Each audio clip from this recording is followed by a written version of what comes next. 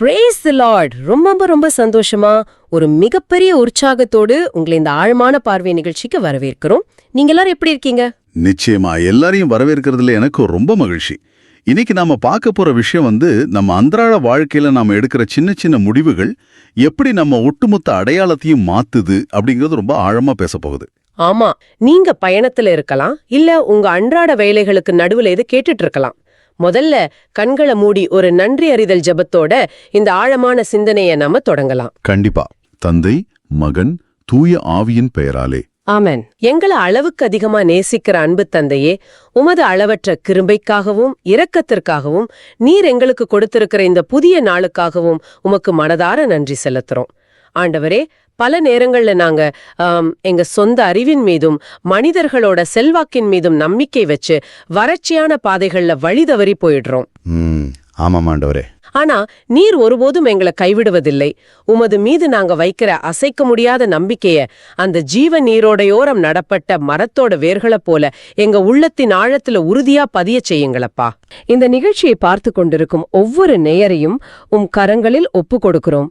அவர்கள் முழுமையாக இதை பார்த்து பயன்பெறவும் உமது வாசகத்தின் வழியாக அவர்கள் வாழ்வில் இருக்கும் வறட்சிகள் மாறி நீரோடையோரம் நடப்பட்ட மரத்தைப் போல செழிக்கவும் வேண்டுகிறோம். ஆமென். ஆண்டவரே, எங்கள் கடினமான இதயங்களை மாற்றி இரக்கமும் அன்பும் கொண்ட இதயத்தை எங்களுக்கு தாரும். ஆண்டவரே, இன்றைய வாசகத்தின் வழியாக நீர் எங்களுக்கு உணர்த்த விரும்பும் ஏழைகள் மீதான இரக்கத்தையும் உமது வார்த்தைக்கு முழுமையாக செவிசாய்க்கும் திறந்த மனநிலையையும் எங்களுக்கு தந்திருளும். எங்களை அறியாமல் நாங்கள் செய்த குற்றங்களை மன்னித்து எங்கள் பாவங்களுக்கு பாவம் மன்னிப்பையும் எங்கள் உடலுக்கும் மனதுக்கும் தேவையான குணமளித்தலையும் உமது எல்லையற்ற இரக்கத்தையும் கடவுளின் அருளையும் இந்த காணொளியை பார்க்கும் அனைவருக்கும் கட்டளையிடுவீராக. ஆடம்பரத்தின் மயக்கத்திலிருந்து எங்களை விடுவித்து எங்களை சுற்றியுள்ள மனிதர்களின் வலியை உணரக்கூடிய கண்களை எங்களுக்கு தாரும். ஏழைகள் மற்றும் ஒடுக்கப்பட்டவர்கள் உயர்த்தப்படவும் அவங்க உம்முடைய அன்பினால் ஆறுதல் பெறவும் ஜெபிக்கிறோம். அதே வேளையில செல்வந்தர்கள் மற்றும் அதிகாரம் கொண்டவர்கள் தங்களுக்கு கிடைத்துள்ள ஆசீர்வாதங்களை மற்றவர்களுக்கு சேவை செய்ய பயன்படுத்தும் ஒரு நல்ல மனதை அவங்களுக்கு தந்தருளும்.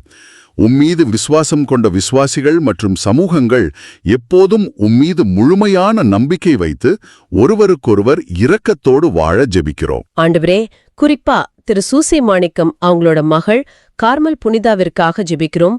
அவங்க எதிர்பார்த்து கொண்டிருக்கும் வேலைக்கான பதிவு எண், அதாவது அந்த ரெஜிஸ்ட்ரேஷன் நம்பர் எந்த தடையும் இல்லாம அவங்களுக்கு கிடைக்க உம்முடைய கிருபையை தாரும். அதே போல 12ஆம் வகுப்பு மற்றும் 10ஆம் வகுப்பு பொதுத் தேர்வு எழுதவிருக்கும் மாணவர்களுக்காகவும் நாங்கள் ஜெபிக்கிறோம். அவங்களுடைய தேர்வு பயம் குறைந்து அவங்க ரொம்ப தெளிவான மனதோடு சிறப்பாக தேர்வு எழுதவும் நல்ல மதிப்பெண்கள் பெறவும் உமது தூய ஆவியானவர் அவங்களை வழிநடத்த வேண்டும் என்று மன்றாடுகிறோம். இறுதியாக எங்களுடைய சொந்த ஊழியத்துக்காகவும் ஜெபிக்கிறோம். ஆண்டவரே, நாங்க பாடும் பாடல்கள் மற்றும் போதனைகள் மூலமா மற்றவர்கள் உம்முடைய வார்த்தையில் ஆழமாக வேரூன்றவும் ஏழைகள் மீது அக்கறை கொள்ளவும் நம்பிக்கையோடும் இரக்கத்தோடும் உண்மையாய் வாழவும் உதவ வேண்டும் என ஜெபிக்கிறோம். இந்த மன்றாட்டுகள் அனைத்தையும் எங்கள் சகோதரரும் ஆண்டவருமான இயேசு கிறிஸ்துவின் பெயரில் திருமுன் வைக்கிறோம், எங்கள் அன்பு தந்தையே. ஆமென். ஆமென். உங்களது ஜெபத் தேவைகளை தெரிவியுங்கள், நாங்களும் ஜெபிக்கிறோம். சரி, தவக்காலம் 2ஆம் வாரம் வியாழக்கிழமைக்கான வாசகங்களை தான் அலச போறோம். கரெக்ட். எரேமியா இறைவாக்கினர் சொல்லும் மனித நம்பிக்கைக்கும் கடவுள் நம்பிக்கைக்கும் உள்ள வித்தியாசம், திருப்பாடல்கள் காட்டும் நீரோடை மரம், அப்புறம் லூக்கா நற்செய்தியில் வரும் செல்வந்தனும் லாசரும் பற்றிய ஒரு நிகழ்வு, இதையெல்லாம் ஒன்னா சேர்த்து பார்க்க போறோம். நிச்சயமா. முதல் வாசகத்துல பாத்தீங்கன்னா எரேமியா இறைவாக்கினர் ரொம்ப தெளிவான ஒரு ஒப்பீட்டை நமக்கு கொடுக்கிறார். மனிதர்கள் மேல நம்பிக்கை வச்சு கடவுளை விட்டு விலகும் இதயம் கொண்டவங்க எப்படி இருப்பாங்கன்னு அவர் சொல்றார். இறைவாக்கினர் எரேமியா எழுதிய நூலிலிருந்து அதிகாரம் 17 வசனங்கள் 5 முதல் 10 வரை. இந்த இறைவாக்குகளை நாம மேலோட்டமா பாக்குறத விட அதோட ஆழமான வரலாற்று பின்னணியோட பொருத்தி பாக்குறது ரொம்ப அவசியம்னு நான் நினைக்கிறேன். சரியா சொன்னீங்க. அதாவது இறைவாக்கினர் எரேமியா வாழ்ந்த காலகட்டம் யூதா அரசுக்கு ஒரு மிக நெருக்கடியான நேரமா இருந்துச்சு. ஒரு பக்கம் பாத்தீங்கன்னா பாபிலோனியா பேரரசு அவங்கள அச்சுறுத்திக்கிட்டு இருந்துச்சு. ரொம்ப பயங்கரமான ஒரு சூழல் அது. ஆமா. அந்த பெரும் ஆபத்திலிருந்து தப்பிக்க யூதாவோட அரசர்கள் கடவுளை நம்புவதற்கு பதிலா எகிப்து நாட்டோட அரசியல் மற்றும் இராணுவ கூட்டணிகளை ஏற்படுத்திக்க முயன்றாங்க. அவங்க மனித படைகளையும் குதிரைகளையும் தேர்களையும் தான் நம்பினாங்க. கடவுளை விட்டுட்டு மனிதர்களை நம்பினாங்க. எக்ஸாக்ட்லி. இந்த சூழல்ல தான் எரேமியா இந்த வார்த்தைகளை கூறுறார். ஆண்டவர் கூறுவது இதுவே: மனிதர் மீது நம்பிக்கை வைப்போர், சதையாலான மனித புயத்தின் மேல் தம் வலிமையை காண்போர் சபிக்கப்பட்டவர், ஆண்டவரை விட்டு விலகுவோர் சபிக்கப்பட்டவர். ரொம்ப கடுமையான வார்த்தைகள். ஆமா, இதுல சதையாலான மனித புயம், அதாவது அந்த ஆர்ம் ஆஃப் ஃபிளஷ் அப்படிங்கிற வார்த்தை பிரயோகம் ரொம்ப ஆழமானது. இது எகிப்தின் இராணுவ பலத்தை மட்டும் குறிக்கல, மனித குலத்தோட ஒட்டுமொத்த சுயசார்பையும் குறிக்குது இல்லையா? முற்றிலும் உண்மை. சதையால மனித புயம் அப்படிங்கிறது திருவிவிலியத்துல மனிதனோட சொந்த திறமை, அதிகாரம், அப்புறம் அவனோட அழியக்கூடிய தன்மையை குறிக்கிற ஒரு குறியீடு. எரேமியா இங்க ஒரு கடுமையான எச்சரிக்கையை விடுக்கிறார். அந்த சபிக்கப்பட்டவர் அப்படிங்கிற வார்த்தை கொஞ்சம் பயத்தை உருவாக்குதுல்ல? அதை நம்ம சரியா புரிஞ்சுக்கணும். சபிக்கப்பட்டவர் அப்படிங்கிற வார்த்தை கடவுள் ஒருவரை தேடி வந்து தண்டிப்பதை குறிக்கல. மாறா, அது நம்முடைய தேர்வோட இயற்கையான விளைவு. ஓ, நாமே தேடிக்கிற ஒரு விஷயம்னு சொல்றீங்க? ஆமா, கடவுள்தான் நிலைவாழ்வின் உண்மையான பாதுகாப்பின் ஊற்று. அந்த ஊற்றை விட்டுட்டு என்றாவது ஒரு நாள் அழிந்து போகக்கூடிய சதையால மனித பலத்தை, அது செல்வமா இருக்கலாம், மனிதர்களோட வாக்குறுதிகளா இருக்கலாம், அல்லது நமது சொந்த அறிவுத்திறனா இருக்கலாம், அவற்றின் மீது முழுமையா சாய்கிறது உடைந்த ஒரு செங்கோலின் மீது சாய்வதற்கு சமம். அது முறிந்து நம்மளையே காயப்படுத்தும். கண்டிப்பா. இஸ்ரேல் மக்கள் எகிப்தின் படைகளை நம்பினாங்க. ஆனா அந்த படைகளால் அவங்கள பாபிலோனியர்கள் கிட்ட இருந்து காப்பாற்ற முடியல. நவீன காலத்துல நமது பாதுகாப்பிற்காக நாம நம்பியிருக்கிற பல விஷயங்களும் இதுபோலதான். எந்த நேரத்திலையும் ஆட்டம் காணக்கூடிய உலகத் தூண்களை நம்ம நம்பும்போது நாமும் அந்த அழிவின் சாபத்திற்கு உள்ளாகிறோம். அந்த வரலாற்று சூழலை இன்றைய நம்முடைய மனநிலைக்கு பொருத்தி பார்க்கும்போது இது எவ்வளவு உண்மையான எச்சரிக்கை அப்படிங்கிறது நமக்கு நல்லா புரியுது. நாம நமது சொந்த பலத்தையோ அல்லது மனிதர்களையோ முழுமையா நம்பும்போது அதோட விளைவு எப்படி இருக்கும் அப்படிங்கறத 6ஆம் வசனம் ஒரு அற்புதமான, அதே சமயம் மனதை மிகவும் உறுத்துகிற ஒரு உருவகத்தின் வழியா விளக்குது. அரபா எனப்படும் வறண்ட பள்ளத்தாக்கு பகுதிகளில் வளரும் ஒரு வகையான குறுஞ்செடியத்தான் எரேமியா இங்க குறிப்பிடுறார். அந்த இடத்தோட நிலப்பரப்பு ரொம்ப கடினமானது. அது வெறும் வறண்ட நிலம் மட்டும் அல்ல, அது ஒரு உவர் நிலம். தாவரவியல் அடிப்படையில பாத்தீங்கன்னா மண்ணுல உப்பின் தன்மை அதிகமா இருக்கும்போது மழை பெய்தாலும் கூட அந்த செடியோட வேர்களால தண்ணீரை உறிஞ்ச முடியாது. ஓ, சுத்தி தண்ணி இருந்தாலும் அதனால குடிக்க முடியாது. ஆமா, அந்த உப்பு தன்மை செடிக்கு தேவையான நீரை தடுத்து அதை எப்பவுமே வறட்சியிலே வச்சிருக்கோம். நீங்க சுட்டிக்காட்டின அந்த உவர் நிலத்தின் தன்மை மனித மனதோட இருண்ட நிலைய மிக தெளிவா படம் முடிச்சு காட்டுது. மனிதர்கள் மீதும் அழியக்கூடிய காரியங்கள் மீதும் மட்டுமே நம்பிக்கை வைக்கிற மனிதர்களோட இதயம் ஆன்மீக ரீதியில ஒரு உவர் நிலம் போல மாறிட்டுது. வெளியிலிருந்து வர்ற அருளை உள்வாங்க முடியாம போயிடுது. இதோட விளைவு என்னவென்றால் நற்பருவ காலத்தில் அவர்கள் பயனடையார் என்று வாசகம் ரொம்ப தெளிவா சொல்லுது. அதாவது அவங்கள சுற்றி நல்ல காரியங்கள் நடந்தாலும், கடவுளோட ஆசீர்வாதங்கள் மழையா பொழிந்தாலும், அல்லது மனிதர்கள் உண்மையான அன்பை காட்டினாலும் அதை உள்வாங்கி அனுபவிக்க முடியாத ஒரு வறண்ட மனநிலைக்கு அவங்க தள்ளப்படுறாங்க. அது எவ்வளோ பெரிய ஒரு துயரம்! எல்லாம் இருந்தும் எதுவுமே இல்லாத ஒரு நிலை. உண்மைதான். அவங்களுடைய சந்தேகமும் பயமும் உலக கவலைகளும் ஒரு உப்பு படலமா மாறி அந்த நன்மைகளை கிரகிக்க விடாம தடுத்துருது. சுற்றிலும் 1000 வசதிகள் இருந்தாலும் உள்ளுக்குள் ஒரு ஆழமான வெறுமையையும், யாருமே வாழாத ஒரு தனிமையையும் அவங்க உணர்றாங்க. இன்றைய மனிதனோட மனச்சோர்வு, தனிமை, விரக்தி, இது எல்லாத்துக்கும் மூல காரணம் இதுதான்னு தோணுது. கண்டிப்பா இதுதான் ஆண்டவரை விட்டு விலகி தங்களை மட்டுமே நம்புபவர்களோட துயரமான நிலை. அந்த உவர் நிலத்தின் தன்மை கடவுளின் அருளை நாம உள்வாங்க விடாம தடுக்கிற நமது அகந்தையையும் உலக பற்றுதலையும் தான் குறிக்குது அப்படிங்கிறது சிந்திக்க வேண்டிய ஒரு ஆழமான கருத்து. நற்பருவ காலம் வந்தாலும் அதை பயன்படுத்திக் கொள்ள முடியாத அந்த பாலைவனச் செடியோட பரிதாப நிலை நம் சுய பரிசோதனைக்கு ஒரு சிறந்த அளவுகோல். ஆமா, நாம எப்போதெல்லாம் கடவுளை விட்டு விலகுறோமோ அப்போதெல்லாம் நாம அந்த உவர் நிலத்துல தான் நிக்கிறோம். இப்போ இந்த வாசகம் ஒரு மிக அழகான நம்பிக்கையூட்டும் திருப்பத்தை சந்திக்குது.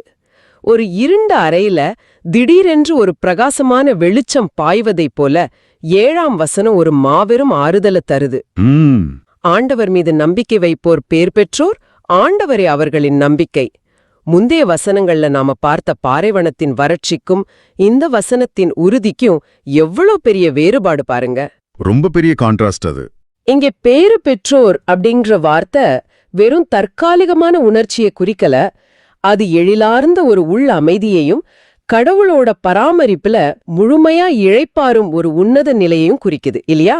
ஆமாம். அந்த பேறு பெற்றோரின் இலைய 8ஆம் வசனத்துல இறைமா பயன்படுத்தி இருக்கிற இயற்கை காட்சி இன்னும் அழகா விளக்குது.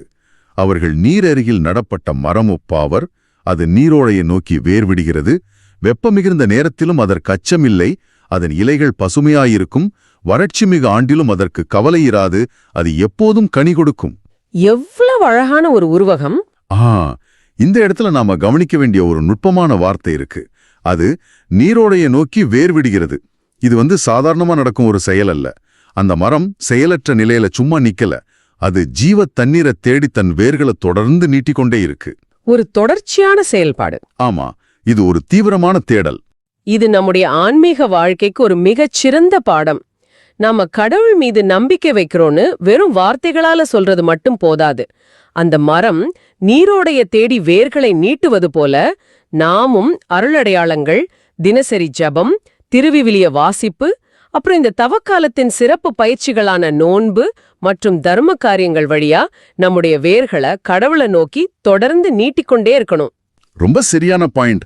நாம தொடர்ந்து அந்த நீரோடைய தேடிக்கிட்டே இருக்கணும். மேலும் அந்த வசனம் வெப்பம் மிகுந்த நேரத்திலும் வறட்சி மிகு ஆண்டிலும் அப்படின்னு குறிப்பிடுறது ரொம்ப கவனிக்கத்தக்கது.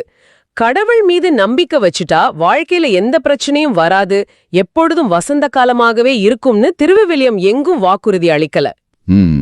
வெப்பமும் வரும், வறட்சியான ஆண்டுகளும் வரும், ஆனா நம்ம வேர்கள் எங்க இருக்கு அப்படிங்கிறது தான் முக்கியம். அது மிக முக்கியமான ஒரு பார்வை. மனித புயத்தை நம்புபவர்களுக்கும் கடவுளை நம்புபவர்களுக்கும் ஒரே மாதிரியான வெப்பமும் வறட்சியும் தான் வருது. பொருளாதார நெருக்கடிகள், நோய்கள், உறவுகள்ல ஏற்படுற இழப்புகள், இது எல்லாரையும் தான் தாக்குது. 2 மரத்துக்கும் ஒரே வெயில் தான் அடிக்குது. ஆமா, ஆனா வித்தியாசம் என்னவென்றால் கடவுளிடம் வேரூன்றிய மரம் அந்த வெப்பத்தை பார்த்து அச்சப்படுவதில்லை, அதற்கு கவலை இராது. ஏன் அதற்கு அச்சமில்லை? ஏன்னா அதனுடைய உயிர் வாழும் ஆதாரம் வெளியே வீசும் வறண்ட காற்றில் இல்லை, மாறா ஆழத்துல அது தொட்டுக்கிட்டு இருக்கிற வற்றாத ஜீவ நீரோடையான கடவுளிடம் இருக்கு. வெளியுலகின் சூழ்நிலைகள் எப்படி இருந்தாலும் உள்ளே கடவுளோட அருள் பாய்ந்து கொண்டே இருக்கிறதுனால அதன் இலைகள் பசுமையாயிருக்கும், அது எப்போதும் கனி கொடுக்கும். வாவ்! அந்த கனி கொடுக்கும் தன்மைதான் உண்மையான விசுவாசத்தின் வெளிப்பாடு. உலகத்தோட வறட்சியான நேரங்கள்ல பலரும் தங்களோட சுயநலத்துக்குள்ள சுருங்கி போடுவாங்க. அது இயல்பான மனித குணம். ஆனா கடவுளிடம் வேரூன்றிய மனிதர்கள் தங்களுக்கு எவ்வளவு நெருக்கடிகள் இருந்தாலும் தங்களைச் சுற்றியுள்ளவர்களுக்கு அன்பையும் இரக்கத்தையும் மன்னிப்பையும் கனிகளாக தந்து கொண்டே இருப்பாங்க. அவங்க மற்றவர்களுக்கு ஒரு நிழல் தரும் மரமா, ஒரு புகலிடமா இருப்பாங்க. கண்டிப்பா. இத்தகைய உன்னதமான நிலைக்கு நாம அழைக்கப்பட்டிருக்கிறோம் அப்படிங்கறத உணரும்போது இது ஒரு பெரிய ஊக்கத்தை தருது. ஆனா அதே சமயம் நாம ஏன் பல நேரங்கள்ல அந்த நீரோடையை விட்டுவிட்டு மீண்டும் வறண்ட நிலத்திற்கே திரும்புறோம் அப்படிங்கிற கேள்வியும் எழுகிறது. அது ஒரு முக்கியமான கேள்வி. அதற்கான ஆழமான உளவியல் மற்றும் ஆன்மீக காரணத்தை இந்த வாசகத்தின் 3ஆம் பகுதி மிக தெளிவா படம் பிடிச்சு காட்டுது. 9ஆம் வசனத்தை நான் இப்ப படிக்கிறேன். இதயமே அனைத்தினும் வஞ்சகம் மிக்கது, அதனை நலமாக்க இயலாது, அதனை யார்தான் அறிந்து கொள்வர். இத படிக்கும்போது நாம கொஞ்சம் நிதானிச்சு சிந்திக்க வேண்டியிருக்கு. நம்முடைய சொந்த இதயமே நம்மை ஏமாற்றக்கூடிய அளவுக்கு வஞ்சகமானதுன்னு திருவிவிலியம் சொல்லுது. இத நாம எப்படி புரிஞ்சுக்கிறது? திருவிவிலியத்தின் பின்னணியில இதயம், அதாவது ஹெப்ரேய மொழியில லேவ் அப்படிங்கிற வார்த்தை மிகவும் ஆழமான பொருளை கொண்டது.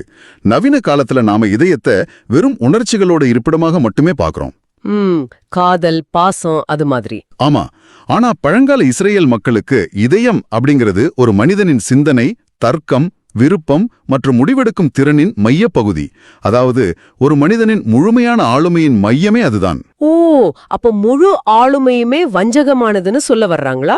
அந்த இதயம் வஞ்சகமானதுன்னு சொல்லும்போது மனித மனம் தன்னைத்தானே ஏமாற்றிக் கொள்வதில், அதாவது அந்த செல்ஃப் டிசெப்ஷன்ல எவ்வளவு திறமையானது அப்படிங்கறது அது சுட்டி காட்டுது.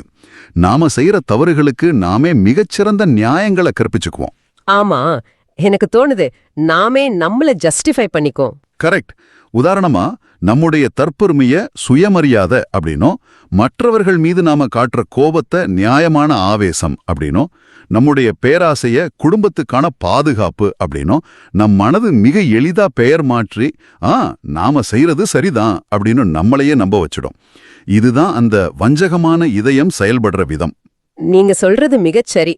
மனிதர்களாகிய நாம வெளியே எவ்வளவுதான் பக்தியாகவோ அல்லது நல்லவர்களாகவும் காட்டிக்கிட்டாலும் நமக்குள்ள இருக்கிற அந்த சுயநல நோக்கங்களை நாமே பல நேரங்கள்ல உணர்வதில்ல.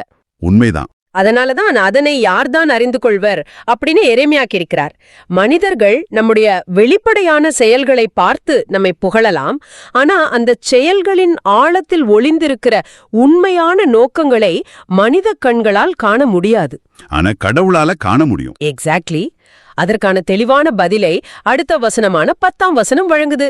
ஆண்டவராகிய நானே இதய சிந்தனைகளை ஆராய்பவர், உள்ளத்து உணர்வுகளை சோதித்தறிபவர், ஒவ்வொருவருக்கும் அவர்தம் வழிகளுக்கும் செயல்களுக்கும் ஏற்ற பலனை அளிப்பவர். இது ஒரு மிக ஆழமான, அதே சமயம் நம்மை தூய்மைப்படுத்துகிற ஒரு வசனம். கடவுள் ஒரு தெய்வீக மருத்துவரா நம்முடைய இருதயத்தோட ஆழமான அறைகளுக்குள்ள ஊடுருவிச் செல்றார். ஆராய்பவர், சோதித்து அறிபவர் அப்படிங்கிற வார்த்தைகள் தங்கம் நெருப்பிலிட்டு சோதிக்கப்படுவதை குறிக்குது. அந்த சுத்திகரிப்பு செயல்முறை. ஆமா, நாம ஒருவருக்கு உதவி செய்யறோம்னா அந்த செயல் வெளியில பார்க்க அழகா இருக்கலாம். ஆனா கடவுள் அந்த செயலின் நோக்கத்தை சோதிக்கிறார். நாம மனிதர்களோட புகழ்ச்சியை எதிர்பார்த்து செய்தோமா அல்லது உண்மையிலேயே கடவுளின் அன்பினால் உந்தப்பட்டு செய்தோமா அப்படிங்கிறது அவர் மிக துல்லியமா எடை போடுறார். கடவுளின் முன்னிலையில் எந்த முகமுடியும் வேலை செய்யாது இல்லையா? கண்டிப்பா வேலை செய்யாது. அவர் உண்மையை உள்ளவாறே காண்கிறார். இந்த தவ காலத்தின் மைய நோக்கமே கடவுளின் இந்த வெளிச்சத்தில் நம்முடைய இதயத்தின் நோக்கங்களை சோதித்து பார்க்கிறதுதான். பல நேரங்கள்ல நாம செய்யற ஜபங்களும் நோன்புகளும் கூட ஒரு வகையான சடங்குகளாக மாறிவிடுது. இந்த வசனங்கள் நம்முடைய செயல்களுக்கு பின்னால் இருக்கிற ஏன் அப்படிங்கிற கேள்வியை எழுப்ப நம்மை தூண்டுது. இந்த தவக்காலத்துல நமது பார்வையாளர்கள் தங்கள் வாழ்க்கையில இதை எப்படி ஒரு நடைமுறை பயிற்சியாக கொண்டு வரலாம் அப்படிங்கிறதுக்கான சில ஆலோசனைகளை நீங்க பகிர முடியுமா? நிச்சயமா. இந்த வசனங்களின் ஒளியில நாம செய்ய வேண்டிய மிக முக்கியமான ஆன்மீக பயிற்சி மனசாட்சியை சோதித்தல். ஒவ்வொரு நாளின் முடிவிலும் சில நிமிடங்கள் அமைதியா அமர்ந்து அந்த நாள்ல நாம செஞ்ச செயல்களை கடவுளின் முன்னிலையில் வச்சு பார்க்கணும். ஒரு செல்ஃப் எவாலுவேஷன் மாதிரி. ஆமா, நமது சொந்த பலத்துல பெருமை கொண்டோமா, நம்மள அறியாமலே மனிதர்களோட அங்கீகாரத்தை எதிர்பார்த்து ஏமாற்ற அடைந்தோமா, நம் இதயத்தின் வஞ்சகத்திற்கு நாம பலியாகி பிறரை குற்றப்படுத்தினோமா அப்படின்னு நேர்மையா சிந்திக்கணும். நமது வஞ்சகமான இதயத்தை நம்மால தானாகவே நலமாக்க இயலாது அப்படிங்கறத 9ஆம் வசனம் தெளிவா சொல்லுது. எனவே தாவீது அரசர் திருப்பாடல்கள்ல கடவுளே தூயதோர் உள்ளத்தை என்னுள்ளே சிருஷ்டியும் அப்படின்னு மன்றாடியது போல நமக்கு புதிய இதயத்தை தரச் சொல்லி கடவுளிடம் கெஞ்ச வேண்டும். அதுதான் உண்மையான மனமாற்றத்தின் தொடக்கம். எவ்ளோ ஆழமான தெளிவான சிந்தனைகள்! மனிதர்களை நம்பி உவர் நிலத்துல நிற்கிற பாலை நிலத்துச் செடியா வறட்சியை காண போறோமா, அல்லது கடவுள முழுமையா நம்பி வறட்சி மிகு ஆண்டிலும் பசுமையா இலைகளை பரப்பி கனி கொடுக்கும் மரமா செழிக்க போறோமா அப்படிங்கிறது நமக்கு முன்பாக வைக்கப்பட்டிருக்கிற ஒரு தெளிவான தேர்வு. ஆமா, அந்த தேர்வு நம்ம கையில தான் இருக்கு. நம்முடைய வஞ்சகமான இதயத்தை நாம ஆண்டவரிடம் முழுமையா ஒப்பு கொடுத்து அவருடைய அன்பினும் ஜீவ நீரோடையை நோக்கி நம்முடைய வேர்களை தொடர்ந்து நீட்ட வேண்டும் அப்படிங்கறத இந்த ஆழமான பார்வை நமக்கு மிக தெளிவா உணர்த்தி இருக்கு. இந்த வார்த்தைகள் வெறும் பழங்கால எழுத்துக்கள் அல்ல, அவை இன்றும் நம்முடைய ஆழமான இருளை விளக்கக்கூடிய உயிர் கொடுக்கும் சத்தியங்கள். ஆம், இந்த வசனங்களின் அடிப்படையில ஒரு புதிய கோணத்துல உங்களை நோக்கிய ஒரு ஆழமான கேள்வி எழுப்ப நான் விரும்புறேன். நேயர்களே, சற்று அமைதியா இதை சிந்திச்சு பாருங்க. அந்த நீரோடையோரம் நடப்பட்ட மரம் தொடர்ந்து கனி கொடுக்குதுன்னு பார்த்தோம் அல்லவா? ஒரு மரம் தான் கொடுக்கும், கனிகளை தானே உண்பதில்லை. அந்த மரத்தின் செழிப்பு அதற்காக மட்டும் கொடுக்கப்பட்டதல்ல. ரொம்ப ஆழமான பாயிண்ட் இது. நீங்க கடவுளை முழுமையா நம்பி வறட்சியான காலங்களிலும் அமைதியை காத்து அன்பெனும் ஆன்மீக கனிகளை கொடுக்கும்போது அந்த நிலைவாழ்வின் கனிகள் உங்களுக்காக மட்டுமல்ல, இன்று தன் சொன்ன பலத்தை நம்பி ஏமாந்து வறண்ட பாலைவனத்துல தனிமையிலும் விரக்தியிலும் தவித்துக் கொண்டிருக்கும் இன்னொரு மனிதனுக்கு தேவையான ஜீவ உணவாக உங்கள் கனிகள் மாறக்கூடும். வாவ். எனவே உங்கள் வேர்கள் கடவுளிடம் ஆழமா செல்வது உங்களை சுற்றி இருக்கிறவங்களோட தாகத்தை தீர்ப்பதற்காகவும் கூட இருக்கலாம் அப்படிங்கறத உணர்ந்து செயல்படுறீங்களா? உங்கள் வாழ்க்கையின் வேர்கள் இப்போது எங்கே போய்கொண்டிருக்கின்றன? உலகத்தின் வறண்ட உவர்நிலத்திலா அல்லது வற்றாத ஜீவ நீரோடையான கடவுளிடமா? உங்கள் இதயத்தின் உண்மையான நோக்கங்களை இன்று ஆண்டவருடைய வெளிச்சத்தில் ஆராய்ந்து பாருங்கள். கடவுள் மேல நம்பிக்கை வைக்கிறவங்க பேறு பெற்றோர். அவங்க எப்படி இருப்பாங்கன்னு திருப்பாடல்கள் 1ல ரொம்ப அழகா சொல்லப்பட்டிருக்கு. இன்னைக்கு நாம திருப்பாடல்கள் பகுதிக்குள்ள போறதுக்கு முன்னாடி நேர்களான உங்ககிட்ட ஒரு சின்ன ஸ்டோரி சொல்லணும்னு ஆசைப்படுறேன். இது நம்ம அன்றாட வாழ்க்கையில நடக்கிற ஒரு சாதாரண விஷயமா தெரியலாம், ஆனா இதோட தாக்கம் ரொம்ப பெரியது. சொல்லுங்க, அது என்ன ஸ்டோரி? அதாவது ஒரு அலுவலகத்துல வேலைக்கு சேர்ந்த ஒரு இளைஞனை பற்றிய ஸ்டோரி இது. அவன் வேலைக்கு சேரும்போது ரொம்ப நேர்மையானவனா, யாருக்கிட்டயும் எந்த புறணியும் பேசாத ஒரு நல்ல குணத்தோட இருந்தான். ஆரம்பத்துல பாத்தீங்கன்னா அவனோட அலுவலகத்துல சிலர் மத்தவங்களை கிண்டல் செஞ்சும் தப்பா விமர்சனம் செஞ்சும் பேசிக்கிட்டு இருக்கும்போது இவன் அந்த வழியா சும்மா கடந்து போவான். காதுல மட்டும் அந்த விஷயங்கள் விழும் இல்லையா? ஆமா, சரியா சொன்னீங்க. கொஞ்ச நாள் கழிச்சு அந்த இடத்துல நின்னு அவங்க பேசுறத வேடிக்கை பார்க்க ஆரம்பிச்சான். நாம ஒன்னும் தப்பா பேசலையே, சும்மா கேட்கத்தானே செய்றோம் அப்படின்னு தனக்குத்தானே சமாதானம் சொல்லிக்கிட்டான். ஆனா இன்னும் சில மாதங்கள் கழிச்சு பார்த்தா அவனும் அதே கூட்டத்துல ஒருத்தனா உட்கார்ந்து மத்தவங்கள மோசமா விமர்சனம் செய்யற ஒரு நபரா மாறிட்டான். அவனுடைய உண்மையான அடையாளமே எல்லாமே தொலைஞ்சு போயிடுச்சு. இது ரொம்ப பரிதாபமான ஒரு நிலைமைதான். ஆனா பாருங்க, அதே அலுவலகத்துல இதையெல்லாம் காதுல வாங்கிக்காம தன்னோட வேலையிலையும் நல்ல புத்தகங்களை வாசிப்பதிலையும் கவனமா இருந்த இன்னொரு நபரும் இருந்தார். பல நெருக்கடிகள் வந்தப்பமும் அவர் எந்த ஒரு பாதிப்பும் இல்லாம ரொம்ப உறுதியா நிலைச்சு நின்றார். இந்த ஸ்டோரி ரொம்ப நுட்பமான ஒரு உண்மையை நமக்கு உணர்த்துது. ஒரு மனிதனுடைய குணாதிசயம் ஒரே நாள்ல மாறிடுறதில்ல, அது பல சின்ன சின்ன சமரசங்கள் மூலமா மெல்ல மெல்ல நடக்கிறது அப்படிங்கிறது இது ரொம்ப தெளிவா காட்டுது. நிச்சயமா. இந்த முதல் திருப்பாடல் ஆரம்பிக்கிற விதமே ரொம்ப வித்தியாசமா இருக்கு. பேறு பெற்றவர் யார் அப்படின்னு கேட்டுட்டு அதை விளக்குற முதல் வசனம் செய்ய வேண்டிய விஷயங்களை சொல்றதை விட செய்யக்கூடாத விஷயங்களை ஒரு குறிப்பிட்ட வரிசையில சொல்லுது. ஆமா, அது ரொம்ப கவனிக்க வேண்டிய ஒரு வரிசை. அவர் பொல்லார் சொல்லில் நடவாதவர், பாவிகள் வழியில் நில்லாதவர், இகழ்வார் அவையில் அமராதவர். இந்த நடப்பது, நிற்பது, அமர்வது இது ஏதோ சும்மா வார்த்தைகளுக்காக பயன்படுத்தப்பட்ட மாதிரி எனக்கு தெரியல. இது ஒரு ட்ராப் மாதிரி இருக்கு இல்லையா? ஒரு மனுஷன் எப்படி தவறான பாதைக்குள்ள கொஞ்சம் கொஞ்சமா ஈர்க்கப்படுறான் அப்படிங்கிறத இது குறிக்குதா? அந்த வார்த்தைகளோட வரிசையை நீங்க கவனிச்சது ரொம்ப சரி. இது வெறுமனே கவிதைக்காக எழுதப்பட்ட ஒரு விஷயம் இல்ல. இது வீழ்ச்சியின் 3 படிகளை உளவியல் ரீதியா ரொம்ப துல்லியமா படம் பிடிச்சு நாட்டுது. இத ஆங்கிலத்துல டீசென்சிடைசேஷன் அப்படின்னு சொல்லுவாங்க. அதாவது ஒரு தவறான விஷயத்துக்கு நம்ம நாமளே பழக்கப்படுத்திக்கிறது. ஓ, கொஞ்சம் கொஞ்சமா நம்ம மனசு மறத்து போறதுன்னு சொல்லலாமா? மிகச்சரி. முதல்ல பொல்லார் சொல்லில் நடப்பது. ஒரு தவறான ஆலோசனை அல்லது எதிர்மறையான விஷயம் நம்ம காதுல விழும்போது ஆரம்பத்துல நம்ம மனசு அதை ஏத்துக்காது. ஆனா தொடர்ந்து அந்த வழியில நம்ம நடக்கும்போது அந்த தவறான விஷயம் நமக்கு சாதாரணமாக தெரிய ஆரம்பிக்கும். அப்புறம் நிக்கிறது வருது. ஆமா. அடுத்தபடி பாவிகள் வழியில் நிற்பது. காதுல வாங்கின விஷயத்தோட நின்று விடாம அந்த சூழலோடு ஒன்றி போய் அங்கேயே தேங்கி நிற்பது. கடைசியாக இகழ்வார் அவையில் அமர்வது. ஒரு இடத்துல அமர்வது அப்படிங்கிறது நிரந்தரமான தன்மையை குறிக்குது. அவங்களுக்கு சமமாக நாமும் மற்றவர்களை கிண்டல் செய்பவர்களாக, இகழ்ந்து பேசுபவர்களாக மாறி அதை நம்முடைய அடையாளமாகவே மாற்றி அங்கேயே நிரந்தரமாக உட்கார்ந்து விடுகிறோம். இது அப்படியே நம்ம இன்றைய நவீன வாழ்க்கையோட, குறிப்பா சமூக வலைத்தளங்களோட ஒப்பிட்டு பார்த்தா ரொம்பவே அதிர்ச்சியா இருக்கு. நேர்களே, நாம எல்லாருமே தினமும் காலையில எழுந்த உடனே போன் எடுத்து பாக்குறோம். அங்க வர நெகட்டிவான பதிவுகள், வதந்திகள், ஒருத்தர் தப்பா பேசுற விஷயங்களை சும்மா ஸ்க்ரோல் பண்ணி அப்படியே நடந்து போய்கிட்டே இருப்போம். இது நமக்கு எந்த பாதிப்பையும் ஏற்படுத்தாதுன்னு நாம நினைக்கிறோம். ஆமா. ஆனா அடுத்தபடியா என்ன நடக்குதுன்னா, ஏதாவது ஒரு சர்ச்சையான பதிவு வரும்போது அங்கேயே நின்னு அதை முழுசா படிக்கிறோம். அதுல வர கமெண்ட்ஸ் எல்லாம் ரசிக்க ஆரம்பிக்கிறோம். கடைசியில பார்த்தா நாமே அந்த இடத்துல உட்கார்ந்து அறிமுகமே இல்லாத யாரோ ஒருத்தரை ரொம்ப மோசமா விமர்சனம் பண்ணி பதிவுகளை போட்டுக்கிட்டு இருப்போம். நம்மளுடைய நேரமும் மன அமைதியும் எந்த அளவுக்கு திருடப்படுதுன்னு நமக்கே தெரியறதில்ல. இது எவ்வளவு நுட்பமான ஒரு வலை. அதுதான் இதுல உள்ள மிகப்பெரிய ஆபத்து. கெட்ட விஷயங்கள் எப்போதுமே எடுத்த உடனே தங்களை வெளிப்படுத்திக்காது. அது ஒரு சின்ன சமரசமாக தான் ஆரம்பிக்கும். அதனாலதான் இந்த முதல் வசனம் இந்த 3 படிகளிலுமே தங்களை விலக்கிக் கொள்பவர்களே பேறு பெற்றவர்கள் என்று ஆணித்தரமாக கூறுகிறது. நம்முடைய அன்றாட பழக்க வழக்கங்கள் தான் நம்முடைய வாழ்க்கையின் திசையை தீர்மானிக்கின்றன. சரி, இதையெல்லாம் செய்யக்கூடாதுன்னு முதல் வசனம் தெளிவா சொல்லிருச்சு. ஆனா கெட்டது செய்யாம இருந்தா மட்டும் போதுமா? இருட்ட விரட்டணும்னா வெறும் இருட்ட பத்தி பேசிக்கிட்டு இருந்தா பத்தாது, ஒரு வெளிச்சத்தை கொண்டு வரணும் இல்லையா? அதுக்கான தீர்வை தான் 2வது வசனம் கொடுக்குதுன்னு நினைக்கிறேன். ஆமா, அங்கதான் உண்மையான மாற்றமே இருக்கு.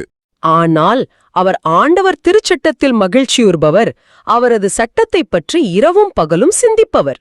இதுல எனக்கு தோன்ற ஒரு கேள்வி என்னன்னா, இரவும் பகலும் சிந்திப்பவர் அப்படின்னா என்ன அர்த்தம்? 24 மணி நேரமும் நம்மால எந்த வேலையும் செய்யாம இதையே நினைச்சுக்கிட்டு இருக்க முடியுமா?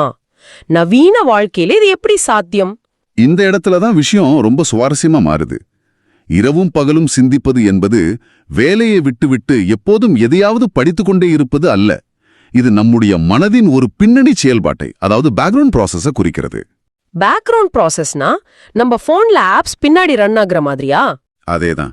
ஒரு கணினியில பல வேலைகள் முன்னாடி நடந்துகிட்டு இருந்தாலும் பின்னணியில ஒரு ஆபரேட்டிங் சிஸ்டம் தொடர்ந்து செயல்பட்டுக்கிட்டே இருக்கும் இல்லையா? அதுபோலதான் இதுவும். நம்முடைய மனசு ஒரு காலியான பாத்திரம் மாதிரி. அதில் ஆண்டவருடைய வார்த்தையை, நல்ல சிந்தனைகளை நாம் தொடர்ந்து நிரப்பும் போது அது நம்முடைய ஆழ் மனதில் பதிந்து விடுகிறது. ஓஹோ, அப்போ அது நம்ம இயல்பாவே மாறிடுது. ஆமா. அதன் பிறகு நாம் அலுவலகத்தில் வேலை செய்தாலும் சரி, குடும்பத்தில் பேசிக் கொண்டிருந்தாலும் சரி, ஒரு பிரச்சனையை கையாளும் போதும் சரி, அந்த ஆண்டவரின் வார்த்தை தான் நம்மை பின்னணியிலிருந்து வழி நடத்தும். இதனாலதான் அதில் மகிழ்ச்சியுறுபவர் என்று சொல்லப்பட்டிருக்கிறது. அது ஒரு கட்டாயம் அல்ல, அது உள்ளத்திலிருந்து வரும் ஒரு இயல்பான தேடல். ரொம்ப அருமையான விளக்கம். அப்படிப்பட்ட மனிதர்களோட நிலைமை எப்படி இருக்கும் அப்படிங்கறத 3வது வசனம் ஒரு அற்புதமான உவமையால நமக்கு காட்டுது. அவர் நீரோடையோரம் நடப்பட்ட மரம் போல் இருப்பார். இதுல அந்த நடப்பட்ட அப்படிங்கிற வார்த்தை ரொம்ப ஆழமானதுன்னு எனக்கு படுது. தானா முளைச்ச மரம்னு சொல்லல, நடப்பட்ட மரம் அப்படின்னு சொல்லியிருக்காங்க. இது ஒரு நோக்கத்தோடு செய்யப்பட்ட ஒரு செயலை குறிக்குது இல்லையா? மிக துல்லியமான ஒரு பார்வை இது. காட்டில் தானாக முளைக்கும் மரங்களுக்கும் ஒரு தோட்டக்காரனால் கவனமாக தேர்ந்தெடுக்கப்பட்டு நடவிடும் மரங்களுக்கும் நிறைய வித்தியாசம் உண்டு. தானாக முளைக்கும் மரம் மழையை மட்டுமே நம்பியிருக்கும். மழை பெய்தால் வளரும், வறட்சி வந்தால் காய்ந்து போகும். ஆனா நடப்பட்ட மரம் அப்படி இல்ல. நிச்சயமா. நீரோடையோரம் நடப்பட்ட மரம் அப்படியல்ல. அது ஒரு தெளிவான நோக்கத்தோடு வற்றாத ஒரு நீரோடையின் அருகில் வேரூன்றி வைக்கப்பட்டுள்ளது. அதாவது நாம் நம்முடைய வாழ்க்கையை எங்கே கொண்டு போய் நடுகிறோம் என்பது நம்முடைய தேர்வு. ஆண்டவருடைய வார்த்தை, நல்லொழுக்கம், நேர்மை என்கிற அந்த நீரோடையின் அருகில் நம்மை நாமே நட்டுக்கொள்ள வேண்டும். அப்போ எந்த பிரச்சனை வந்தாலும் அது வாடாது. ஆமா, அப்படி நட்டுக்கொண்டால் வெளியில் எவ்வளவு பெரிய வறட்சி வந்தாலும், எவ்வளவு பெரிய பொருளாதார நெருக்கடி வந்தாலும், அந்த மரத்தின் வேர்கள் நீரோடையிலிருந்து தனக்கான சத்தை எடுத்துக்கொண்டே இருக்கும். அப்போ அப்படி வேரூன்றிய மரத்தோட பலன் என்ன அப்படிங்கறத அடுத்த வரிகள் சொல்லுது. பருவகாலத்தில் கனிதரும், இலை உதிராது, அத்தகைய மரம் போல் இருப்பார், தாம் செய்வதனைத்திலும் வெற்றி பெறுவார். இதுல அந்த பருவகாலத்தில் கனிதரும் அப்படிங்கிற வார்த்தைய நாம கொஞ்சம் உற்று கவனிக்கணும். அது ரொம்ப முக்கியமான ஒரு பகுதி. ஏன்னா இன்னைக்கு நாம வாழ்ந்துகிட்டு இருக்கிற உலகத்துல பொறுமை அப்படிங்கறதே இல்லாம போயிடுச்சு. ஒரு விதைய நட்டா அடுத்த நாளே அது மரமாகி பழம் தரணும்னு நம்ம எதிர்பார்க்கிறோம். எல்லாமே உடனுக்குடனே கிடைக்கணும் அப்படிங்கிற ஒரு மனநிலை வந்துடுச்சு. ஆனா இயற்கை அப்படி செயல்படுறதில்ல. நீங்கள் சொல்வது முற்றிலும் உண்மை. ஒரு மரம் வருடத்தின் 365 நாட்களும் பழம் தந்து கொண்டே இருக்காது. அதற்கு வசந்த காலம் உண்டு, இலையுதிர் காலம் உண்டு. எல்லாவற்றையும் தாண்டி தனக்கான பருவகாலம் வரும்போது மட்டுமே அது கனியை கொடுக்கும். ஆனா அது வைக்கும் அது சும்மா இருக்காது தானே? கண்டிப்பா இல்ல. அந்த மரம் கனி தராத காலங்களில் சும்மா இருப்பதில்லை. வெளியே காய்ந்தது போல் தெரிந்தாலும் மண்ணுக்கடியில் அதனுடைய வேர்கள் இன்னும் ஆழமாக, இன்னும் உறுதியாக விரிவடைந்து கொண்டே இருக்கும். நம்முடைய வாழ்க்கையிலும் இதுதான் உண்மை. பல நேரங்களில் நாம் நேர்மையாக இருப்போம், கடினமாக உழைப்போம், ஆனால் அதற்கான பலன் உடனடியாக கிடைக்காது. இதை கேட்கும்போது ஆரம்பத்துல நாம ஜெபிச்சோமே, அந்த ஜெப விண்ணப்பங்கள் தான் எனக்கு ஞாபகம் வருது. குறிப்பா கார்மல் புனிதா அவங்களுடைய வேலைக்கான பதிவெண்ணுக்காக ரொம்ப பொறுமையா காத்துட்டு இருக்காங்க. அதே போல இப்போ பொது தேர்வு எழுத போற 10ஆம் வகுப்பு மற்றும் 12ஆம் வகுப்பு மாணவர்கள் ரொம்ப கஷ்டப்பட்டு படிச்சுக்கிட்டு இருக்காங்க. அவங்களுக்கு இது ஒரு பெரிய நம்பிக்கையை தரும். ஆமா, சில நேரங்கள்ல நாம எவ்வளவுதான் முயற்சி செஞ்சாலும் ஒரு சின்ன தாமதம் ஏற்படும் போது அல்லது உடனே பலன் கிடைக்காத போது நம்ம ரொம்ப சோர்ந்து போயிடுவோம். ஏன் நமக்கு மட்டும் இப்படி நடக்குது அப்படின்னு தோணும். ஆனா ஆண்டவருடைய வார்த்தையில வேரூன்றியவர்கள் இந்த பொறுமையை கற்றுக்கொண்டிருப்பார்கள். அவங்களுக்கான அந்த பருவ காலம் வரும்போது அவங்களுடைய வெற்றி ரொம்ப பிரம்மாண்டமா இருக்கும். அந்த பொறுமையும் நம்பிக்கையும் தான் அவங்கள சோர்ந்து போகாம, அதாவது இலை உதிராம பாதுகாக்குது. ரொம்ப அழகான ஒரு இணைப்பு. வெற்றி என்பது நாம் நினைக்கும் நேரத்தில் கிடைப்பதல்ல, அது சரியான பருவத்தில் நாம் அதை தாங்கிக் கொள்ளும் பக்குவம் வரும்போது ஆண்டவர் நமக்கு கொடுப்பது. அந்த பருவக்காலம் வரும் வரை பொறுமையாக இருப்பதும் அந்த நேரத்திலும் நீரோடையிலிருந்து ஆன்மீக சத்தை எடுத்துக்கொள்வதும் தான் உண்மையான விசுவாசம். சரி, நேர்மையாக வாழ்பவர்களோட நிலைமை இவ்ளோ சிறப்பா இருக்கும்னு பாத்துட்டோம். ஆனா கடவுளுடைய வார்த்தைக்கு கீழ்ப்படியாம தவறான வழியில நடக்கும் பொல்லார்களின் நிலைமை என்ன? அத பத்தி 4வது வசனம் ரொம்ப கடுமையான ஒரு உருவகத்தை பயன்படுத்துது. ஆமா, அந்த பதர் அப்படிங்கிற வார்த்தை. ஆனால் பொல்லார் அப்படி இல்லை, அவர்கள் காற்று அடித்து செல்லும் பதரை போல் ஆவர். இந்த பதர் அப்படிங்கிற வார்த்தைக்கு பின்னாடி இருக்கிற ஆழமான உளவியல் என்ன? நெல்லுக்கும் பதருக்கும் வெளிப்பார்வைக்கு எந்த வித்தியாசமும் இல்ல. ஆனா ஏன் பொல்லார்களை பதருக்கு ஒப்பிடுறாங்க? இது ரொம்பவும் சிந்திக்க வேண்டிய ஒரு உருவகம். விவசாயம் தெரிந்தவர்களுக்கு புரியும். அறுவடை செய்யும்போது நெல்லும் பதரும் பார்க்க ஒரே மாதிரி தான் இருக்கும். நிறம், வடிவம் எல்லாமே ஒன்றுதான். ஆனால் நெல்லுக்குள்ளே அரிசி இருக்கும், ஒரு கணம் இருக்கும், மற்றவர்களுக்கு உணவாகும் சத்து இருக்கும். பதற்குள்ளே ஒன்றுமே இருக்காது. அது உள்ளீடற்ற வெறும் வெளித்தோற்றம் மட்டுமே கொண்ட ஒரு காலி உரை. உள்ள ஒண்ணுமே இருக்காது, சும்மா ஒரு ஷெல் மாதிரி. ஆமா, இதை அப்படியே நவீன வாழ்க்கையின் உளவியலோடு பொருத்தி பாருங்கள். இன்று பலர் தங்களுடைய வாழ்க்கையை வெறும் வெளித்தோற்றத்தை மட்டுமே நம்பி கட்டி எழுப்புகிறார்கள். சமூக வலைத்தளங்களில் கிடைக்கும் அங்கீகாரம், மற்றவர்கள் தங்களை எப்படி பார்க்கிறார்கள் என்கிற போலியான பிம்பம், அதிகார பலம், பணபலம், இது எல்லாமே பார்க்க ஒரு நெல்மணி போல அவர்களை கம்பீரமாக காட்டும். ஆனால் உள்ளுக்குள் ஆண்டவர் மீதான நம்பிக்கையோ எந்த ஒரு உறுதியான குணாதிசயமோ விழுமியங்களோ இருக்காது. அதாவது அவங்களுடைய முழு அடையாளமும் மற்றவங்க கொடுக்கிற கைதட்டல்லையும் அங்கீகாரத்திலேயும் தான் இருக்கு. அவங்களுக்குள்ள எந்த ஒரு சொந்தமான வேரும் கிடையாது, இல்லையா? சரியாக பிடித்தீர்கள். அறுவடைக்கு பிறகு தானியங்களை காற்றில் தூற்றும்போது என்ன நடக்கும்? கனமான நெல்மணிகள் நேராக கீழே விழுந்து நிலைத்து நிற்கும். ஆனால் எடையற்ற இந்த பதர்கள் ஒரு சின்ன காற்றெடுத்தால் கூட தாக்குப்பிடிக்க முடியாமல் தூக்கி எறியப்பட்டு எங்கேயோ பறந்து போய்விடும். ஒரு சின்ன பிரச்சனை வந்தா கூட அவங்களால தாங்க முடியாது. அதுதான் உண்மை. நம்முடைய வாழ்க்கையிலும் அப்படிதான். எல்லாம் நல்லபடியாக நடக்கும் பொழுது பதரை போன்ற மனிதர்கள் ரொம்ப வெற்றிகரமாக தெரிவார்கள். ஆனால் எதிர்பாராத ஒரு வியாதி, ஒரு பொருளாதார வீழ்ச்சி அல்லது மக்கள் மத்தியில் அவர்களுக்கு இருந்த பெயர் கெட்டுப்போகும் ஒரு சூழ்நிலை என்கிற ஒரு சின்ன காற்று வீசினால் போதும், அவர்களின் ஒட்டுமொத்த வாழ்க்கையும் சரிந்துவிடும். தங்களை தாங்கி பிடிக்க உள்ளுக்குள் எந்த ஒரு ஆன்மீக எடையோ வேறோ இல்லாததால் அவர்கள் முற்றிலுமாக உடைந்து போவார்கள். ரொம்ப பயங்கரமான ஆனா ரொம்ப தெளிவான ஒரு உண்மை இது. வாழ்க்கையை எந்த அஸ்திவாரத்துல கட்டி எழுப்பணும் அப்படிங்கிற ஒரு பெரிய எச்சரிக்கையை இந்த வாசகம் நமக்கு கொடுக்குது. அப்போ இதோட உண்மையான அர்த்தம் தான் என்ன? நம்ம வாழ்க்கையை எப்படி அமைச்சுக்கணும் அப்படிங்கிற முடிவுக்கு நம்ம வரணும். அதுக்கு 6வது வசனம் ஒரு தெளிவான முற்றுப்புள்ளி வைக்குது. முற்றுப்புள்ளி மட்டும் இல்ல, ஒரு பெரிய நம்பிக்கையும் கொடுக்குது. நேர்மையாளர் நெறியை ஆண்டவர் கருத்தில் கொள்வார், பொல்லார் வழியோ அழிவை தரும். நம்முடைய ஒவ்வொரு போராட்டத்தையும், நாம் நேர்மையாக இருப்பதற்காகப்படும் ஒவ்வொரு கஷ்டத்தையும் அவர் தன்னுடைய இதயத்தில் சுமக்கிறார் என்பதை இது உணர்த்துகிறது. சில நேரங்கள்ல நம்ம நேர்மையா நடக்கிறது யாருக்கும் தெரியாம கூட போகலாம். நிச்சயமா, நாம் செய்யும் தியாகங்களை யாரும் பாராட்டாமல் இருக்கலாம். மற்றவர்கள் குறுக்கு வழியில் சென்று எளிதாக வெற்றி பெறுவதை பார்த்து நமக்கு சோர்வு வரலாம். ஆனால் இந்த வசனம் நமக்கு ஒரு மிகப்பெரிய வாக்குறுதியை தருகிறது. உலகத்தின் கண்கள் உங்களை கவனிக்காமல் இருக்கலாம், ஆனால் ஆண்டவர் உங்களை கருத்தில் கொண்டிருக்கிறார். அதுவே போதுமானது.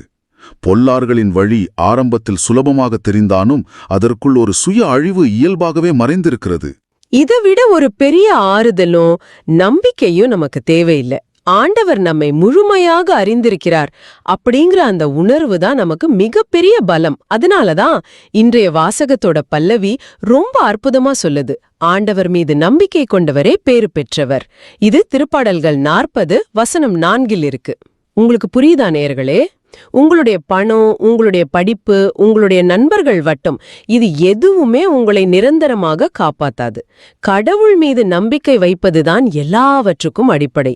புயலோ மழையோ காற்றோ எது வந்தாலும் நம்மை நகராமல் உறுதியாக பிடித்துக் கொள்வது ஆண்டவர் மீது நாம் வைக்கும் அந்த ஆழமான நம்பிக்கை மட்டும்தான்.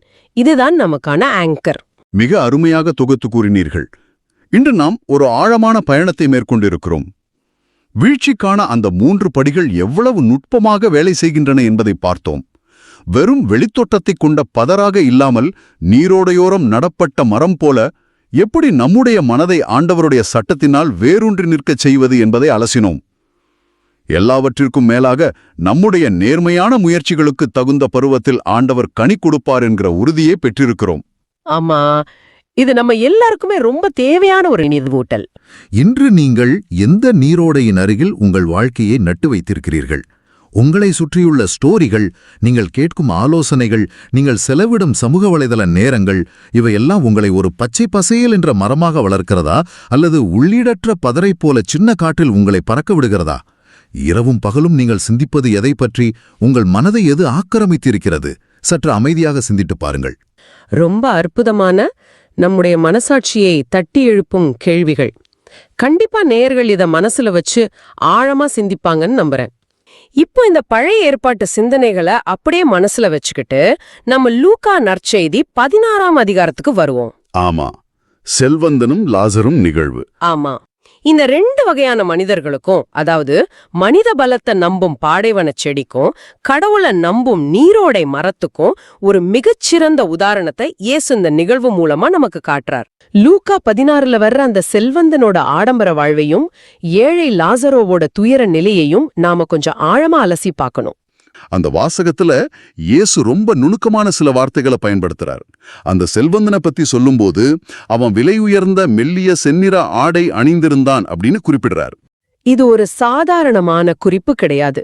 முதல் நூற்றாண்டைச் சேர்ந்த அந்த கலாச்சாரத்துல இந்த செந்நிற ஆடை அப்படிங்கிறது, அதாவது அந்த டைரியன் பர்பிள் அப்படின்னு சொல்ற சாயம், கடல்ல இருக்கிற ஒரு குறிப்பிட்ட வகை நத்தைகள்ல இருந்து மட்டும்தான் எடுக்கப்படும். ஆமா, நான் கூட படிச்சிருக்கேன். ஒரு சின்ன துணிக்கு சாயம் ஏத்தவே பல ஆயிரக்கணக்கான நத்தைகள் தேவைப்படுமா? சரியா சொன்னீங்க.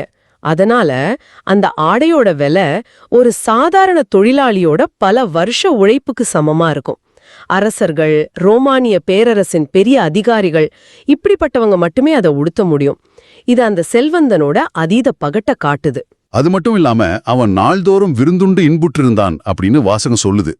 அன்னைக்கு இருந்த சமூகத்துல தினமும் விருந்து வைக்கிறதுங்கிறது பசிய ஆற்றுவதற்கான விஷயம் இல்ல. அது தன்னோட அதிகாரத்தையும் செல்வத்தையும் மத்தவங்களுக்கு காட்டுற ஒரு பெரிய அரசியல் மற்றும் சமூக நிகழ்வு.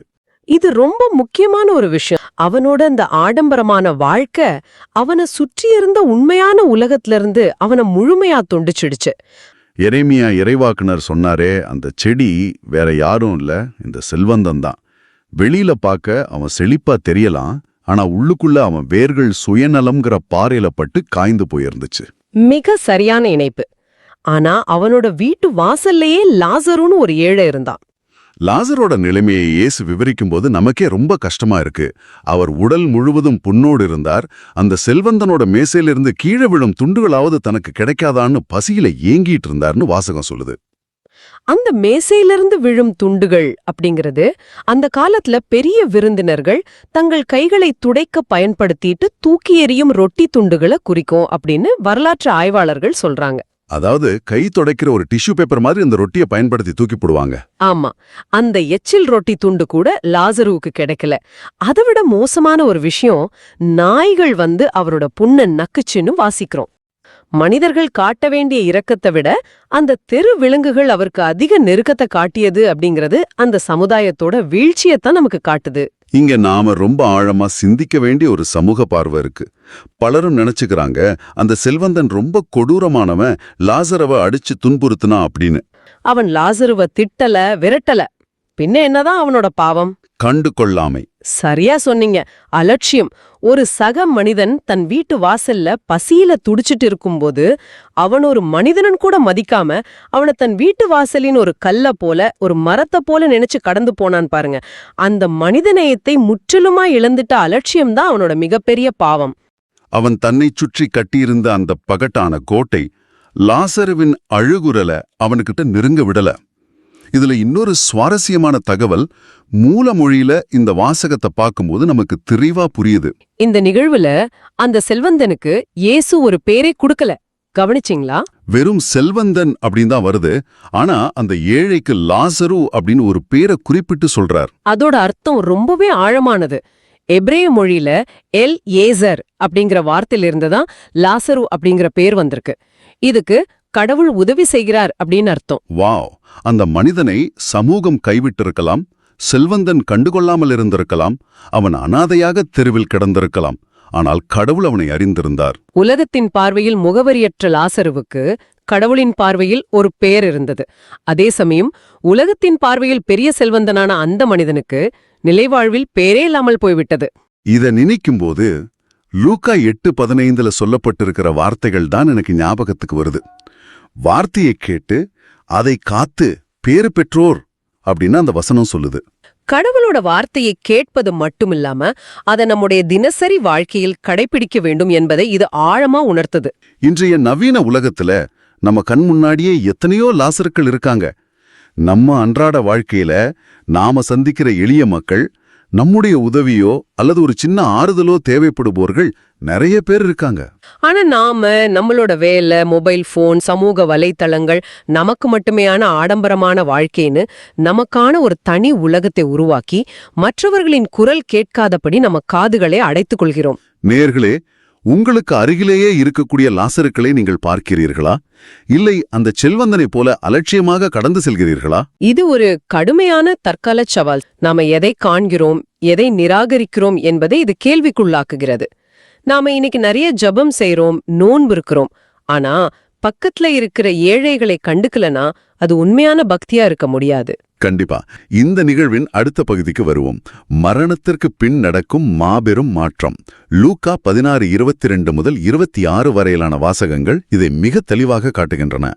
ஆமா, 2 பேருமே இறந்து போறாங்க. மரணம் என்பது இருவரையும் சமமாக்குகிறது. ஆனா மரணத்திற்கு பிறகு நடக்கும் அந்த மாற்றம் ரொம்பவே பிரம்மாண்டமானது. அந்த ஏழை லாசரு இறந்தப்போ வானதூதர்கள் அவரை ஆபிரகாமின் மடியில கொண்டு போய் சேர்க்கிறாங்க. அந்த செல்வந்தனும் இறந்து அடக்கம் செய்யப்பட்டான். அவன் பாதாளத்துல பெரிய நெருப்புல வதைக்கப்படுறான்னு வாசிக்கிறோம். இங்கே இருந்தப்போ ராஜ வாழ்க்கை, அங்க போனப்போ பாதாளத்துல வதை. ஆபிரகாமின் மடி அப்படிங்கிறது யூதர்களின் நம்பிக்கைப்படி நிலைவாழ்வில் கிடைக்கும் மிகப்பெரிய கௌரவம். விண்ணக விருந்தில் தலைவரின் வலது பக்கத்தில் சாய்ந்து அமர்ந்திருப்பதையே இது குறிக்கிறது. பூமியில மேசையிலிருந்து விழும் துண்டுகளுக்கும் ஏங்கியவன் இப்போது விண்ணகத்தின் மிக சிறந்த விருந்தில் முதன்மை இடத்தில் இருக்கிறான். இங்க நம்ம கவனிக்க வேண்டிய மிக முக்கியமான ஒரு வசனம் 26வது வசனம். ஆபிரகாம் அந்த செல்வந்தனை பார்த்து சொல்றாரு, எங்களுக்கும் உங்களுக்கும் இடையே பெரும் பள்ளம் ஒன்று உள்ளது அப்படின்னு. அந்த பெரும் பள்ளம், ஆமா, இந்த பெரும் பள்ளத்தை கடவுள் உருவாக்கவில்லை என்பதுதான் நாம் புரிந்து கொள்ள வேண்டிய மிக ஆழமான இறையியல் உண்மை. அப்ப அந்த பள்ளம் எங்கிருந்து வந்தது? அந்த செல்வந்தன் உயிரோடு இருந்தபோதே அவனுக்கும் அந்த ஏழை லாசரோக்கும் நடுல அவனாகவே தோண்டிய மாபெரும் பள்ளம்தான் அது. ஆமா, தன் வீட்டு வாசல்ல இருந்த லாசருவுக்கும் தனக்குமான தூரத்தை அவன் தன்னுடைய சுயநலத்தாலும் ஆணவத்தாலும் ஒவ்வொரு நாளும் அதிகப்படுத்தினான். தன் வீட்டின் கதவுகளை லாசருவுக்கு எதிராக மூடியதன் மூலம் அவன் நிலைவாழ்வின் கதவுகளை தனக்கு எதிராக தானே மூடிக்கொண்டான். முற்றிலும் உண்மை.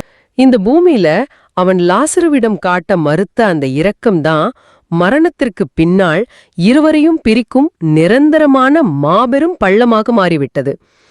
அங்கிருந்து இங்கேயோ இங்கிருந்து அங்கேயோ யாருமே கடக்க முடியாத அளவுக்கு அது ஒரு நிரந்தரமான பிரிவை ஏற்படுத்திருச்சு. நாம் செய்யும் ஒவ்வொரு இரக்கமற்ற செயலும், அடுத்தவர்களை நாம் ஒதுக்கும் ஒவ்வொரு தருணமும் நமக்கும் கடவுளுக்குமான தூரத்தை அதிகப்படுத்துகிறது. இது இன்றைய சமுதாயத்துக்கு எவ்வளவு பொருந்தி போகுத பாருங்க. இஸ்ரேல் மக்கள் பாலைவனத்துல பயணம் செய்தப்போ எப்படி ஒருத்தருக்கொருத்தர் உதவி செஞ்சாங்களோ அத மறந்துட்டு இந்த செல்வந்தன் தமக்கென ஒரு பள்ளத்தை உருவாக்கிட்டான். இன்னைக்கு நாமளும் இப்படிப்பட்ட பெரும் பள்ளங்களை தோண்டிக்கிட்டு தான் இருக்கோம்.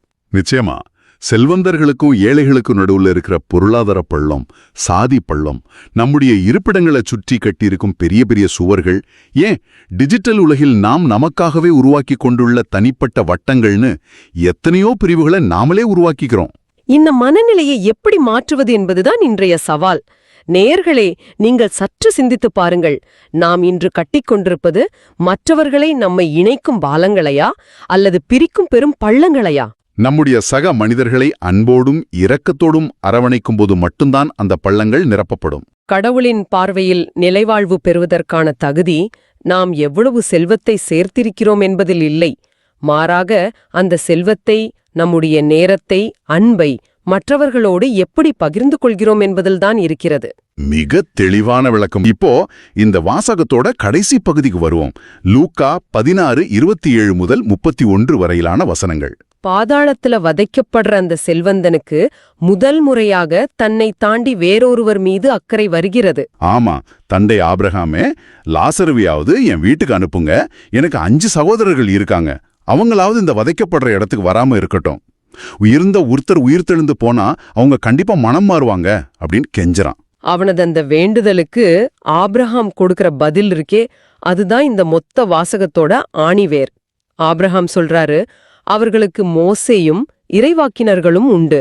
ஏன்னா மோசேயின் சட்டங்கள், குறிப்பாக இணைச்சட்டம் மற்றும் லேவியர் போன்ற நூல்கள்ல பொருளாதார நீதிக்கும் ஏழைகளை கவனித்துக் கொள்வதற்கும் மிக முக்கியமான இடமளிக்கப்பட்டிருக்கிறது.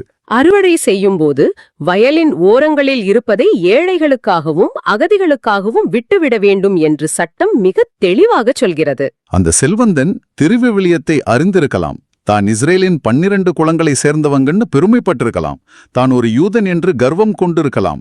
ஆனால் அந்த திருவிவிலியம் வலியுறுத்திய அடிப்படையான பொருளாதார நீதியையும் ஏழைகள் மீதான இரக்கத்தையும் அவன் முற்றிலுமாக புறக்கணித்து விட்டான். இது ஒரு மிகச் சிறந்த வரலாற்று தொடர்பு. அவனுடைய சகோதரர்கள் நல்வழி நடக்கணும்னா வானத்திலிருந்து எந்த பெரிய அதிசயமும் நடக்க வேண்டியதில்லை. அவங்க கிட்ட ஏற்கனவே இருக்கிற திருவிவிலிய வாசகங்களை வாசிச்சு அதன்படி நடந்தாலே போதும் அப்படிங்கிறது தான் ஆபிரகாமின் உறுதியான பதில். ஆனால் செல்வந்தன் விடவில்லை. இல்லை, தந்தை ஆபிரகாமே, மரித்த ஒருவர் உயிர்த்தெழுந்து போனால் அவர்கள் திருந்துவார்கள் என்கிறான். மக்கள் எப்போதும் அன்றாட கீழ்ப்படிதலை விட பிரம்மாண்டமான அடையாளங்களையும் அற்புதங்களையும் எதிர்பார்க்கிறாங்க. இன்றைய மனிதர்களோட மனநிலையும் இப்படிதான் இருக்கு. கடவுள் எனக்கு புதுமைகளை செய்யணும், பெரிய அடையாளங்களை காட்டணும், என் வாழ்க்கையில ஒரு பெரிய அதிசயம் நடக்கணும் அப்படின்னு எதிர்பார்க்கறாங்க. ஆனா நம்ம கையில இருக்கிற திருவிவிலியோட வாசகங்கள் வழியா கடவுள் தினமும் நம்ம கிட்ட பேசிக்கிட்டு தான் இருக்காரு. அன்றாட வாழ்க்கையில் இறைவார்த்தையை கேட்பது எவ்வளவு முக்கியம் என்பதை லூக்கா 8:15 நமக்கு மீண்டும் நினைவூட்டுகிறது. ஆபிரகாம் இறுதியாக கூறும் வார்த்தைகள் மனித மனதின் கடினத்தன்மையை அப்பட்டமாக படம் பிடித்து காட்டுகிறது. ஆமாம், அவர்கள் மோசேக்கும் இறைவாக்கினர்களுக்கும் செவிசாய்க்காவிட்டால் இறந்த ஒருவர் உயிர்த்தெழுந்து அவர்களிடம் போனாலும் நம்ப மாட்டார்கள் என்று அவர் முடிக்கிறார். இது எவ்வளவு பெரிய உண்மை! நம்முடைய மனதை கடினப்படுத்திக் கொண்டு நம் கைகளில் இருக்கும் திருவிவிலிய வாசகங்களை நிராகரித்து விட்டால் நம் கண்முன்னால் மரித்த ஒருவரே உயிர்த்து வந்தாலும் நம்ப முடியாது, நம்முடைய வழிகளை மாற்றிக்கொள்ளவும் மாட்டோம். திருவிவிலியம் கொடுக்கும் வெளிச்சத்தை விட வேறு எந்த பெரிய வெளிச்சமும் நமக்கு தேவையில்லை என்பதை இந்த வாசகம் அமைதியாகவும் ஆனால் மிக உறுதியாகவும் நமக்கு எடுத்துரைக்கிறது. இது நம்மளை சிந்திக்க வைக்கிற மிகப்பெரிய ஒரு உண்மை. கடவுளுடைய வார்த்தையை கேட்பதும் ஏழைகள் மீது இரக்கம் காட்டுவதும் ஒன்றோடொன்று பிரிக்க முடியாதபடி இணைந்திருக்கிறது என்பதை இந்த 2 வாசகங்களும் நமக்கு தெளிவாக காட்டுகின்றன. புனித யோசேப்பு எப்படி ஒரு சாதாரண தச்சராக இருந்து எந்த பெரிய அடையாளங்களையும் தேடாமல் கடவுளின் திட்டத்துக்கு அமைதியாக கீழ்ப்படிந்தாரோ அப்படிப்பட்ட கீழ்ப்படிதல் தான் நமக்கும் தேவை. அதேபோல அன்னை மரியா தன்னுடைய பாடல்ல ஏழைகளை உயர்த்தினார்னு பாடுறாங்க. ஒரு கிறிஸ்தவனுடைய வாழ்க்கையில் இறைவார்த்தையின் மீதான நம்பிக்கையும் சக மனிதன் மீதான அன்பும் 2 கண்கள் போன்றது. நிலைவாழ்வுக்கான திறவுகோல் நாம் தினமும் வாசிக்கும் இறைவார்த்தைகளிலும் அந்த வார்த்தைகளின் அடிப்படையில் நாம் சக மனிதர்களுக்கு காட்டும் இரக்கத்திலும் தான் இருக்கிறது. நேயர்களே, உங்களிடம் நேரடியாக நான் ஒரு சிந்தனையை முன்வைக்க விரும்புறேன். சிந்தித்து பாருங்கள். நாம் எப்போதுமே இந்த வாசகத்தை வாசிக்கும்போது நம்மை அறியாமலேயே நான் அந்த செல்வந்தன் கிடையாது, ஒருவேளை நான் அந்த ஏழை லாசருவாக இருக்கலாம் என்று நம்மை நாமே பாதிக்கப்பட்டவரிடத்தில் வைத்து பார்க்கவே விரும்புவோம். அதுதான் மனித இயல்பு. ஆனால் நாம் ஒரு நிமிடம் யோசிப்போம். நாம் அந்த ஏழை லாசருவும் இல்லை, இறந்து போன அந்த செல்வந்தரும் இல்லை. மாறாக பூமியில் இன்னும் வாழ்ந்து கொண்டிருக்கும் அந்த 5 சகோதரர்கள் நாம்தான்.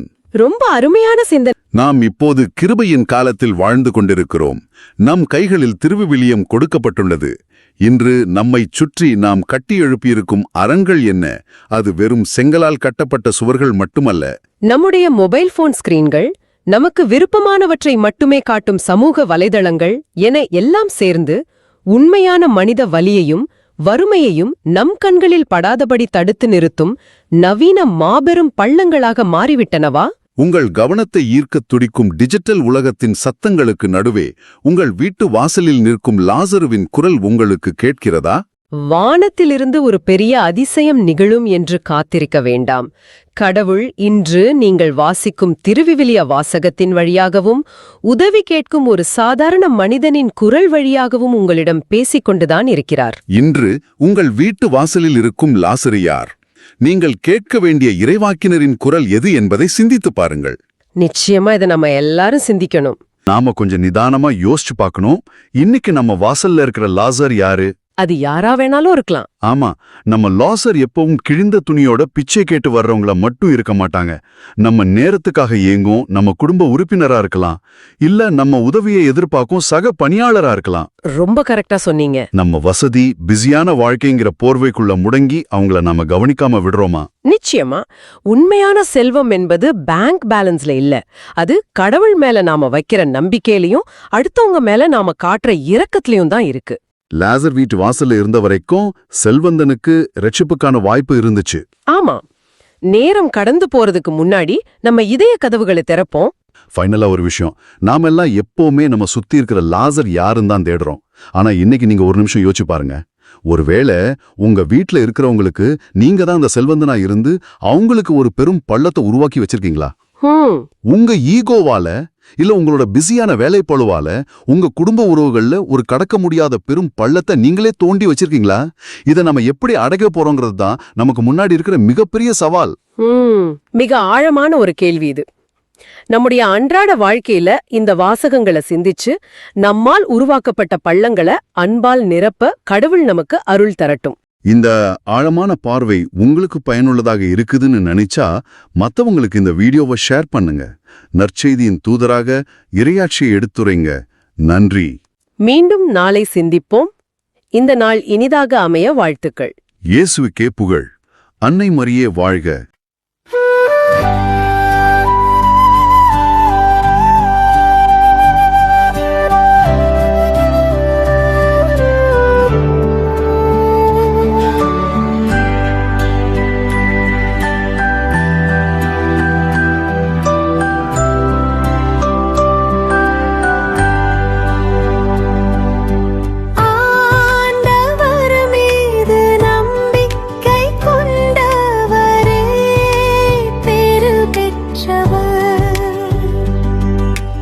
ஆண்டவர் மீது நம்பிக்கை கொண்டவரே பேறு பெற்றவர்.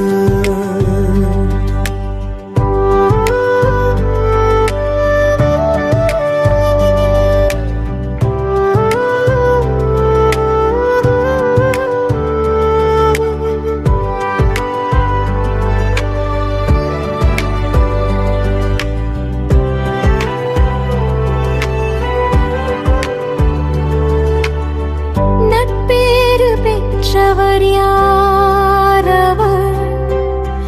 பொல்லாரின் சொல்லின்படி நடவாதவர், பாவிகளின் தீய வழி நில்லாதவர், இகழ்வாரின் குழுவினில் அமராதவர்.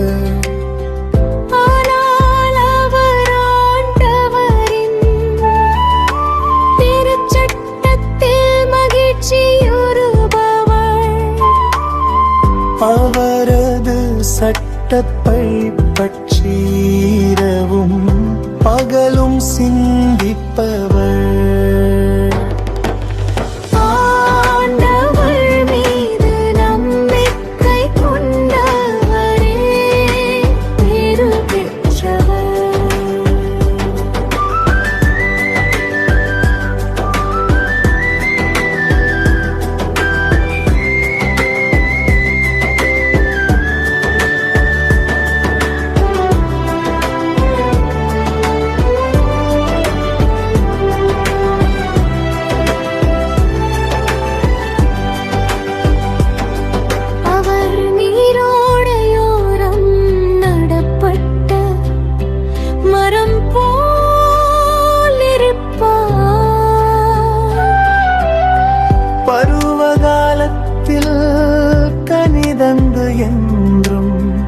பசுமையாயிருக்கும் அமரத்திற்கு ஒப்பாவா தாம் செய்வதனைத்திலும் வெற்றி பெறுவார். ஆண்டவர் மீது நம்பிக்கை கொண்டவரே பேறு பெற்றவர்.